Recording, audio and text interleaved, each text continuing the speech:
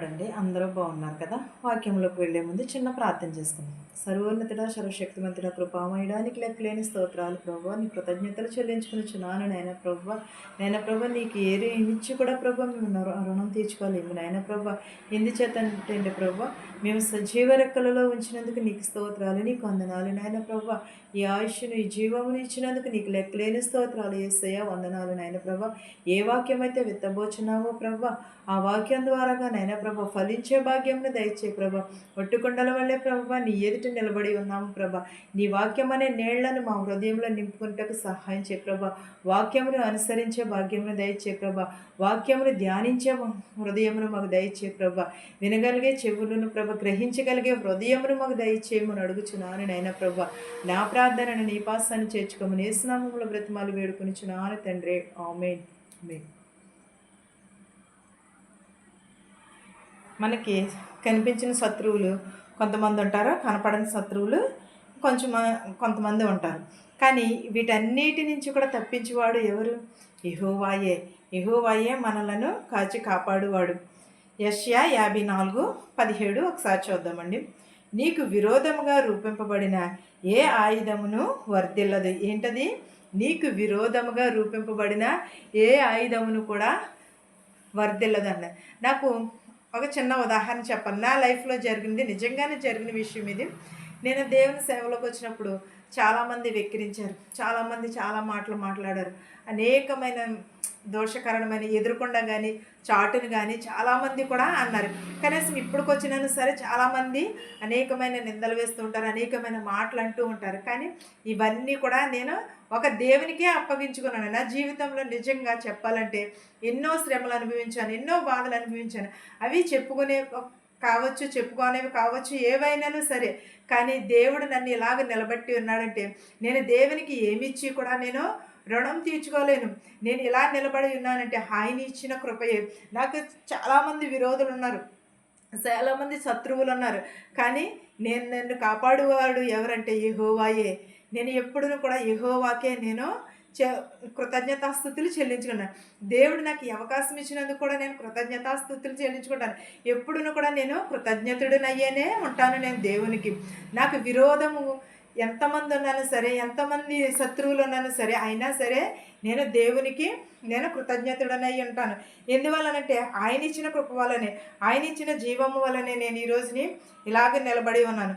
నాకు విరోధులు ఎంతమంది ఉన్నాను సరే, అది దేవుడిచ్చిన కృపయే. ఎందుకంటే ఆయన నన్ను ఎలాగ ఉంచాడంటే నేను ఏమిచ్చి కూడా ఆయన రుణము తీర్చుకోలేదు. ప్రతి ఒక్కరి జీవితంలోనూ కూడా ఉంటుంది ఇలాంటి శత్రుత్వం. కానీ దేవుడు ఏమంటున్నాడంటే నీకు విరోధముగా రూపింపబడిన ఏ ఆయుధమును కూడా వర్ధిల్లదు అని అంటున్నాడు. ఎంత విరోధం వచ్చినా సరే, ఏది వచ్చినా సరే, దేవుడు ఉండగా మనకి ఏది కూడా మన దరిదాపులకి రాదు. దేవుని ఆజ్ఞ లేకుండా ఏది కూడా జరగదు.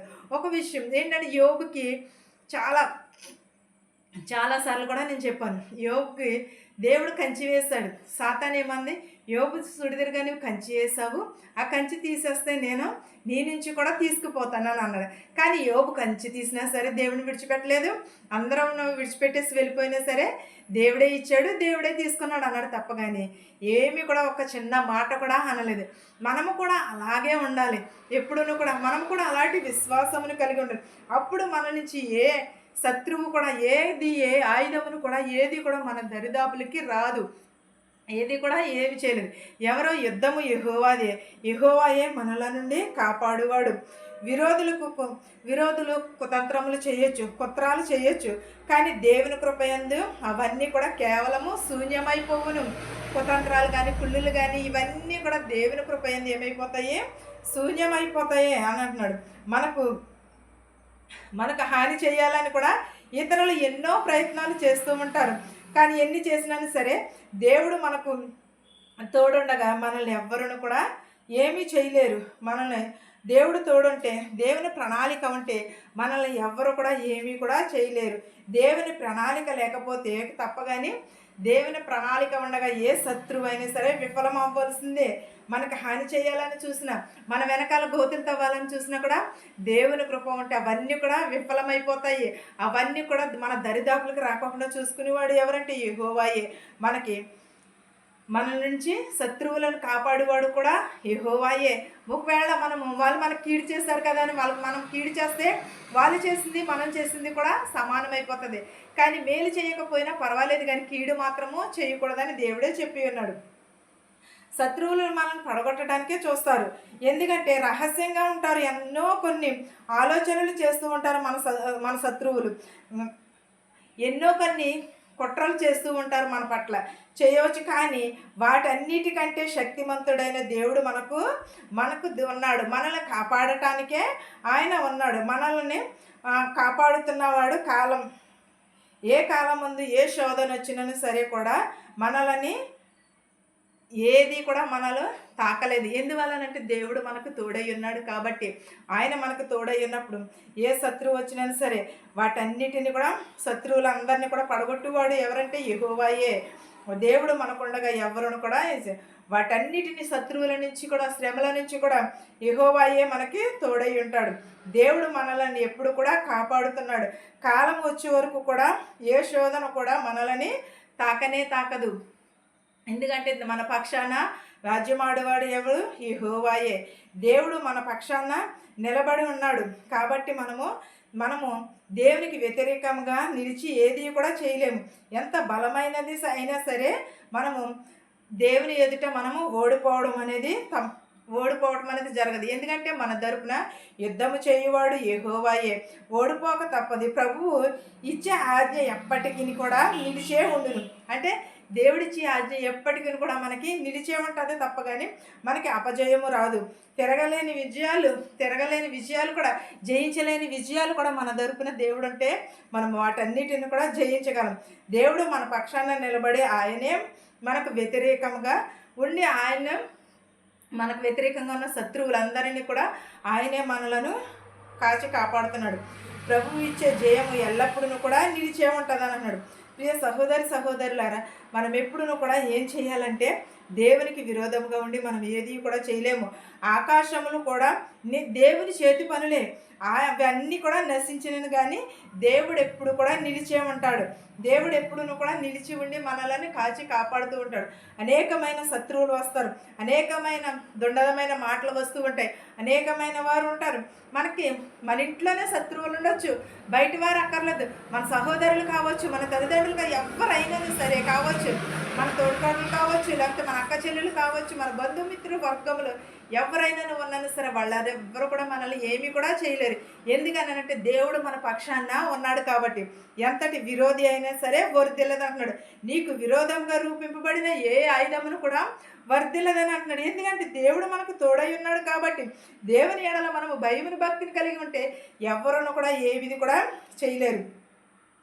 ప్రియ సహోదరులారా, నేను ఎప్పుడు చెప్తూ ఉంటాను, దేవుడు మన తరపున ఉన్నాడు, యుద్ధము చేయువాడు ఆయనే అని అంటాను. నేను ఎప్పుడూ కూడా నిన్ను అవమానించాలని చూస్తున్నా సరే వారిని చూసి నువ్వు అధైర్యపడకూడదు. ఎప్పుడూ కూడా మనల్ని అవమానించాలని చూసినా సరే, మనల్ని కించపరచాలని చూసినా సరే వారిని చూసి మనము అధైర్యపడకూడదు. నీ పక్షాన యుద్ధం చేసి ఆ సర్వశక్తిమంతుడైన దేవుడే మనకి కృప చూపుచున్నాడు. దేవునిపైనే మనము ఆధారపడి ఉండాలి. ఆయన అప్పుడు నీ అడుగులలో కూడా దేవుడు నీకు తోడై ఉంటాడు. నిన్ను అత్యున్నతమైన స్థలములలో కూడా నిలబెట్టువాడు ఎవరంటే యెహోవాయే. మనము ఎప్పుడూ కూడా దేవుడు మనతో ఉన్నంతసేపు కూడా మనము ఎవ్వరికి కూడా భయపడకూడదు. ఎందుకంటే మన తరపున యుద్ధము చేయువాడు యెహోవాయే. సర్వశక్తిమంతుడైన దేవుడు కృప అయి ఉన్నాడు. మనము దేవునిపైనే మాత్రమే ఆధారపడి ఉండాలి. ఆయన ప్రతి అడుగులో కూడా మనలను కాచి కాపాడుతున్నాడు. నిన్ను అత్యున్నతమైన స్థానంలో కూడా నిలవబెట్టువాడు కూడా యెహోవాయే. యెహోవా తప్ప మనకి తోడై ఉన్నవారు ఎవరును కూడా లేరు. మనం ఎప్పుడూ కూడా ఏం చేయాలంటే దేవుని ఎడలే మనము భయమును భక్తిని కలిగి ఉండాలి. మనకి ఎంత శ్రమ వచ్చినా, ఎంత కష్టం వచ్చినా, ఎంత శోధన వచ్చినా సరే దేవునికి మనము ఎప్పుడూ కూడా లోబడి ఉండాలి. ఎంతటి శత్రువైనా సరే దేవునికి లోబడవలసిందే. నీవు నేననే కాదు, సాతాను కూడా దేవుని ఎదుట వంగి నమస్కరించవలసిందే. ప్రతి ఒక్కరూ కూడా యెహోవా యందు భయభక్తులు కలిగి ఉండాలి. ఆయన త్రోవల యందు నడిచేవారు అందరూ కూడా ఆశీర్వదింపబడును అని అన్నాడు. అలాగే ఆయన త్రోవలను విడిచిపెట్టకూడదు. దేవుని రాకడ సమీపంలో ఉన్నది. ప్రతి ఒక్కరూ కూడా మారు మనసు పొందండి. ఈ వాక్యము మనందరికీ తోడై ఉండను గాక. ఆమేన్. ప్రార్థించుకుందాం.